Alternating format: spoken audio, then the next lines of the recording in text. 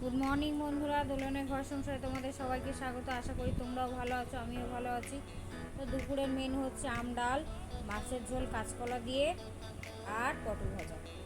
এই হচ্ছে আজকে আমাদের দুপুরের মেনু। তো খাওয়া দাওয়া করে দুপুরবেলা খাওয়া দাওয়া করে বিশ্রাম নিয়ে তারপরে একটু গাছগুলো পরিচর্যা করছিলাম। আমার কিছু গাছ আছে, সেই গাছগুলোকে একটু পরিচর্যা করছিলাম। করার পর সন্ধ্যাবেলা প্রতিবেশী মানে আমার ফ্ল্যাটে 5 তলায় যে প্রতিবেশী আছে তার রুমে গেছিলাম একটু দরকারে। তো সেও গাছ লাগিয়েছে, তাই আমাকে একটু দেখালো, আমি আবার সেটা ভিডিও করে নিয়ে আসলাম। নিয়ে রাতের বেলা এসে আবার খেয়ে নিলাম ডিম ভাজা আর পান্তা ভাত বা জল দেওয়া ভাত। আর দুপুরের একটু